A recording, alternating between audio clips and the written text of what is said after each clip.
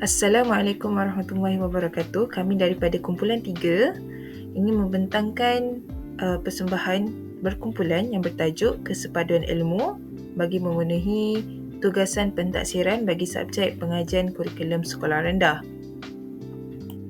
Kami ahli kumpulan 3 terdiri daripada 3 orang. Yang pertama Muhammad Faizuddin, kedua Nur Muizzah dan yang ketiga saya Khairun Nisa.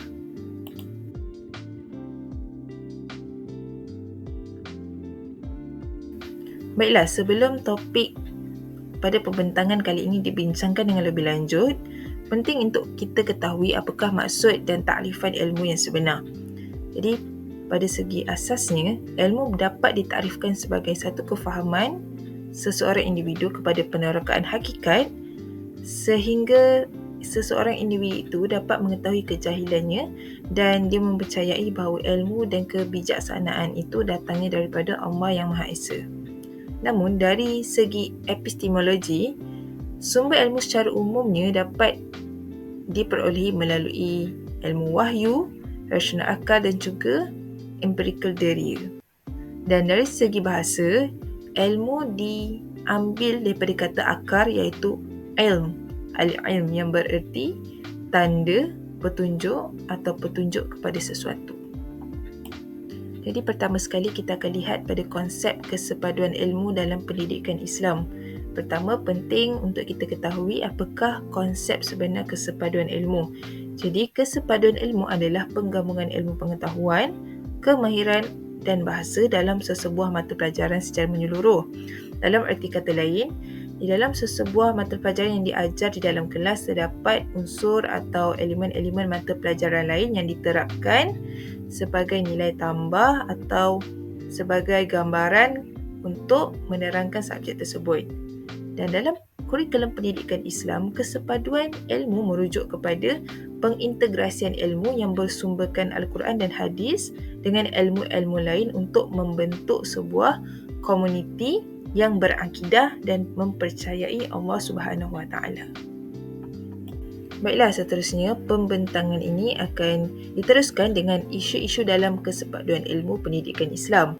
Saya dan rakan akan membentangkan 4 isu dan kami akan kemukakan langkah-langkah untuk mengatasi isu-isu ini.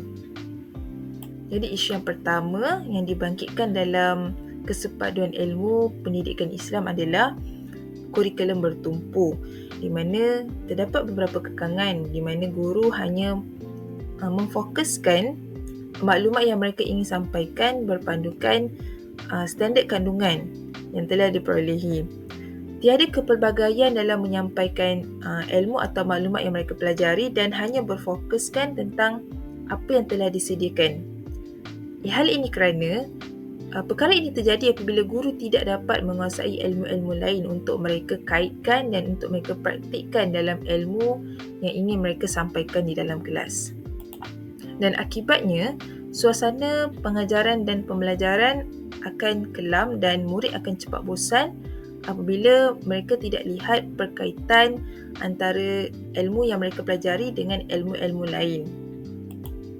Jadi untuk mengatasi isu ini, seseorang guru itu perlu memperbaiki kemahiran mereka dengan mempelbagaikan ilmu dan kemahiran-kemahiran lain selain daripada subjek pendidikan Islam untuk mereka praktikkan di dalam sesi pengajaran dan pembelajaran mereka agar sesi PDPC mereka berjalan dengan lebih bermakna dan lebih ceria.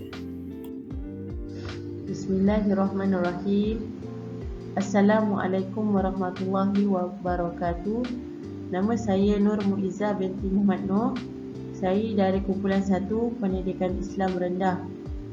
Saya akan membentangkan topik yang seterusnya, iaitu isu tahap profesional guru. Saya telah menekankan 4 isu tahap profesional guru. Yang pertama, faktor kegawatan ekonomi dan faktor desakan bidang perguruan menyebabkan penurunan kualiti guru dan tidak mengikut kehendak seperti yang termaktub dalam FPK dan FPG. Apabila seorang itu didesak untuk menjadi seorang guru, maka guru itu tidak berminat sebenarnya. Jadi bila dia tidak berminat, kualiti guru dalam jiwanya menurun. Yang kedua, guru hanya memfokuskan pada teori di buku sahaja tanpa penguasaan secara praktikal dan kemahiran. Guru tersebut tidak boleh menjadi guru yang cemerlang hanya dengan membaca dan menghafal sahaja. Guru perlu mempraktikkan kemahiran dan bakatnya di dalam kelas. Yang ketiga, guru kurang menguasai asas ilmu pengetahuan pendidikan Islam seperti fardu ain, fardu kifayah, rukun Islam dan sebagainya. Sebelum kita menceburi sesuatu bidang, kita hendaklah mengetahui asas-asas dan basic sesuatu bidang itu sendiri. Sebagai contoh, subjek Al-Quran, kita kena tahu Iqra' dulu, alif bata dulu sebelum kita nak membaca Al-Quran. Begitu juga dengan pendidikan Islam, bidang lain seperti fardu ain, kita kena tahu dulu asas-asasnya fardu ain, rukun Islam, rukun iman sebelum kita masuk bidang yang lebih mencabar. Yang keempat, teknik pengajaran masih di takuk yang lama, iaitu berpusatkan guru tanpa penglibatan dan komunikasi bersama murid. Apabila satu pengajaran itu berfokuskan hanyalah guru yang bercakap, maka murid itu tiada kurang mendapat keberkesanan pendidikan itu sendiri. Seterusnya kita masuk kepada topik yang seterusnya, iaitu langkah mengatasi isu tahap profesional guru. Saya telah tekankan 4 langkah mengatasi isu tahap profesional guru. Yang pertama, bagi yang telah menceburi bidang perguruan, hendaklah diberi kesedaran dan taklimat motivasi supaya bertanggungjawab dan menggalas amanah dengan betul demi mengajar murid selaras dengan falsafah pendidikan kebangsaan. Yang kedua, teori yang telah dikuasai guru perlu dipraktikkan kepada anak murid supaya objektif pembelajaran pada suatu subjek dapat dicapai. Guru bukan sahaja perlu menguasai teori, guru juga perlu menguasai kemahiran untuk diaplikasi dalam bilik darjah. Yang ketiga, guru perlu mempersiapkan diri terlebih dahulu dengan ilmu asas pendidikan Islam, seterusnya boleh menerangkan bidang agama yang lain dengan lebih mendalam. Yang keempat, teknik pengajaran perlu berpusatkan murid seperti lakonan dalam subjek adab untuk meningkatkan kualiti pembelajaran. Yang saya bagi contoh sebentar tadi, lakonan dalam subjek adab. Apabila teknik pengajaran itu berpusatkan murid itu akan membaca dulu subjek adab itu, kemudian dia akan menghayati, kemudian dia akan memahami. Apabila dia dah faham, dia akan aplikasikan dan melakukan semula watak-watak yang diberi dalam subjek adab. Ini akan menambahkan kefahaman mereka dalam sesuatu subjek.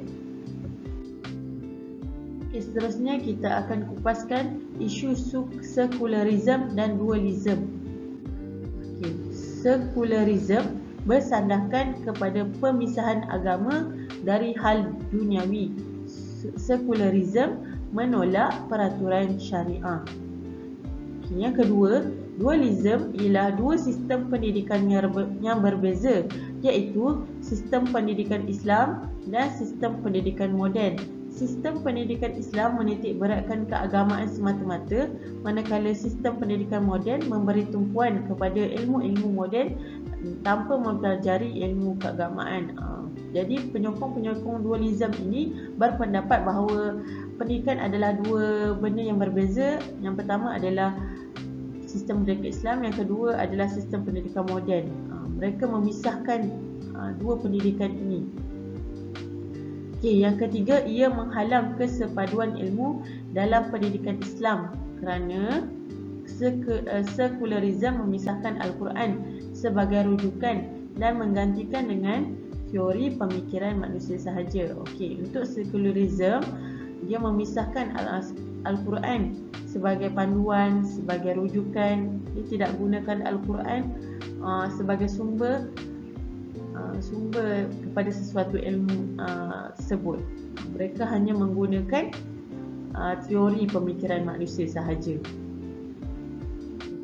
Yang keempat, tiada prinsip ketuhanan dalam core kurikulum. Yang kelima, ada yang beranggapan bahawa pendidikan Islam ini tidak mempunyai peluang pekerjaan yang banyak. Masih lagi ada tanggapan bahawa pendidikan Islam ini tidak mempunyai masa depan yang cerah kerana mereka berfikiran sekularisme dan dualisme, yang mana dia memisahkan Islam dengan ilmu pengetahuan. Yang keenam, mengasingkan ilmu akliyah, iaitu ilmu yang bersandarkan kepada akal fikiran, seperti teori tadi, dengan ilmu nakliyah, ilmu yang bersandarkan Al-Quran dan Al-Sunnah. Sekularisme dan dualisme ini dia memisahkan dua-duanya, dia tidak menggabungkan ilmu akliyah dan ilmu nakliyah. Assalamualaikum warahmatullahi wabarakatuh. Kenalkan, saya Muhammad Faizuddin bin Romli, 2023-2024-00061. Saya akan terus membincangkan tentang langkah-langkah bagi mengatasi isu sekularisme dan juga dualisme, yang mana isu ini tadi telah dibentangkan oleh rakan sepasukan saya. Jadi, apakah langkah yang paling kita katakan terbaik bagi kita mengatasi masalah sekularisme dan juga dualisme dalam pendidikan di Malaysia ni adalah, pertamanya kita kena faham bahawa bagaimana tamadun barat ni dia menyusup masuk ke dalam sistem pendidikan di negara kita. Bila kita faham tentang ini, kerana di dalam tamadun barat ni mereka ni mempunyai satu sudut pandang yang mana bahawa nilai ni lazimnya ditakrifkan dari kacamata sekularisme, yang mana kita tak boleh mengiktiraf agama sebagai sumber agama dan nilai. Namun berada di situasi di dalam negara kita, sebenarnya nilai juga boleh ditakrifkan dari kacamata yang berpaksikan ajaran agama. Nilai itu boleh berpaksikan kepada ajaran agama, dan inilah langkah yang paling terbaik untuk kita kemukakan dalam sistem pendidikan kita, iaitu pendidikan Islam membentuk nilai dan identiti Muslim. Saya membawa satu contoh figura yang tidak asing lagi dalam dunia pendidikan ataupun dunia penelitian di negara kita, iaitu Syed Naqib Al-Attas. Dia telah menjelaskan bahawa konsep nilai ini berkaitan dengan konsep kepribadian mulia, etika, norma, tabiat dan juga moral. Jadi konsep ni boleh diletakkan di bawah konsep makro, iaitu adab.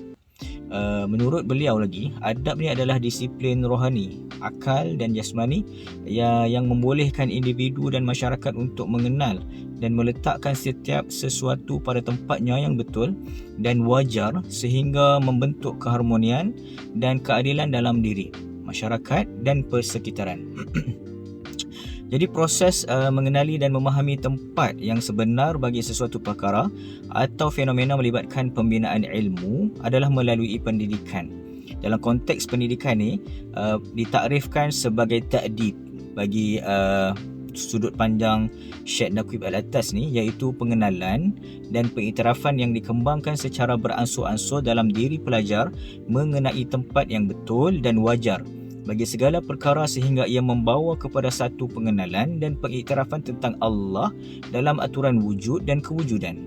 Oleh itu, pembentukan nilai dan identiti Muslim adalah melalui proses intelektual dan juga pembinaan karakter atau watak melalui sistem pendidikan yang bersepadu, baik di sekolah, keluarga, persekitaran sosial. Justru sekiranya umat Islam ingin membebaskan diri atau menyelesaikan isu sekularisme, dualisme dalam pendidikan, maka jalan keluarnya adalah dengan melaksanakan sepenuhnya sistem pendidikan Islam yang menjadikan Al-Quran dan As-Sunnah sebagai sumber rujukan utama. Di dalam tajuk kesepaduan ilmu ini juga ada satu isu kurikulum pendidikan yang terkini lah, yang saya dapati melalui media massa, iaitu yang dibangkitkan bagi bulan Disember 2023 ni adalah isu kemiskinan dalam pembelajaran. Isu kemiskinan dalam pembelajaran ataupun kita kenali juga sebagai kesenjangan pembelajaran. Jadi untuk isu ini adalah apabila KPM ataupun Kementerian Pendidikan Malaysia mendapati bahawa pendidikan di Malaysia ni belum berada dalam kedudukan yang baik dalam program pentaksiran pelajar antarabangsa ataupun kita kenali sebagai PISA ini. Jadi Kementerian Pendidikan KPM dia mengambil satu langkah akan kembali memberi fokus kepada kemahiran asas literasi membaca, menulis dan mengira yang kita kenali sebelum ni sebagai 3M lah. Jadi KPM ni telah merangka satu langkah yang saya rasa sangat baik untuk mengatasi masalah isu kurikulum ini, iaitu dengan mengambil beberapa langkah yang agak bagus, iaitu yang pertama adalah program literasi dan numerasi, kita kenali sebagai PLAN. Kemudian yang kedua adalah program STEM, Executive Consultation ataupun kita kenali sebagai STEMEC. Dan yang ketiga adalah modul bimbingan ataupun kita kenali sebagai MOBIM ini.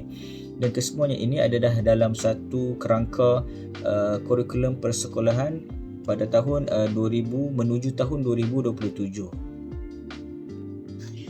Jadi mari kita menelusuri satu persatu langkah penyelesaian yang telah digariskan oleh KPM ni, ialah kita mahu mengenali apakah itu PLAN ataupun Primary Literacy and Numeracy atau program literasi dan numerasi sekolah rendah.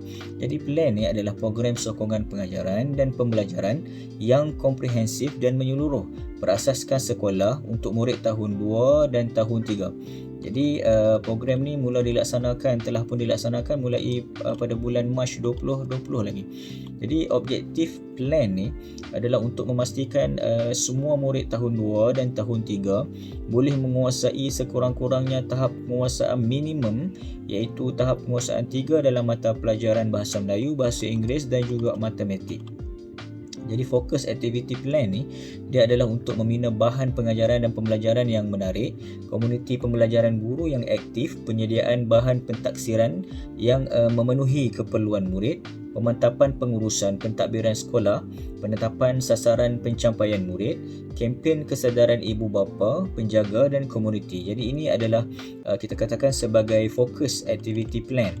Kemudian dia sangat menitik beratkan penglibatan peranan ibu bapa, penjaga dan juga komuniti dalam kita mengambil bahagian untuk strategi PLAN ini. Jadi impak positif PLAN ni kita akan dapat peningkatan tahap penguasaan murid dalam kemahiran membaca, menulis dan mengira. Murid akan jadi lebih seronok untuk mempelajari pelbagai bidang ilmu yang lain dan membina keyakinan diri murid untuk belajar dan berkomunikasi dengan lebih berkesan. Kemudian langkah yang kedua adalah untuk mengatasi isu kurikulum ni adalah STEM ataupun kita kenali sebagai pendidikan sains, teknologi, kejuruteraan dan matematik. Bagi melahirkan murid berliterasi STEM ni berupaya untuk mengenal pasti, mengaplikasi dan mengintegrasikan konsep STEM untuk memahami masalah serta menyelesaikan secara kreatif dan inovatif melalui pembelajaran yang bersepadu. So STEM ni dapat mengaplikasikan konteks dunia sebenar serta menggunakan pendekatan hands-on dan penerokaan secara terbuka. Jadi STEM ni dia ada matlamat dia, iaitu untuk melahirkan murid yang berupaya untuk mengenal pasti, mengaplikasi dan mengintegrasikan konsep atau komponen STEM untuk memahami masalah dan menyelesaikan secara kreatif dan inovatif. Kemudian objektif pendidikan STEM ni untuk mengaplikasikan konsep pendidikan amalan PDPP yang terbaik lah, dan membangunkan kepakaran dalaman melalui latihan yang komprehensif dan berstruktur kepada pembimbing pedagogi serta pembimbing kepimpinan.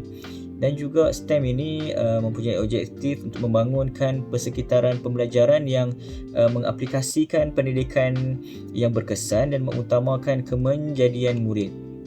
Jadi konsep STEM ni adalah 3 perkara, iaitu formal berdasarkan kurikulum, bukan formal melalui aktiviti co-akademik dan co-kurikulum, tidak formal melalui pembelajaran secara tidak langsung. Jadi pada setiap peringkat umur, bermula dari peringkat prasekolah ataupun kita katakan peringkat awal kanak-kanak, kemudian pergi kepada pendidikan rendah, pendidikan menengah rendah, pendidikan menengah atas, kemudian tertiary dan peringkat industri dan juga community. Untuk rumusan, peranan guru amat penting bagi memastikan keberkesanan dalam kesepaduan ilmu. Yang kedua, kesepaduan ilmu dalam pendidikan Islam sangat berguna bagi mewujudkan sistem pendidikan negara yang setaraf dengan negara maju yang lain. Yang ketiga, kesepaduan ilmu membolehkan generasi muda menghadapi cabaran di masa akan datang. Yang keempat, segala isu kesepaduan ilmu dalam pendidikan Islam hendaklah diselesaikan supaya dapat mencapai matlamat pendidikan ke taraf dunia. Sekian sahaja dari kami, dari kumpulan 1. Wabillahi taufiq wal hidayah. Wassalamualaikum warahmatullahi wabarakatuh.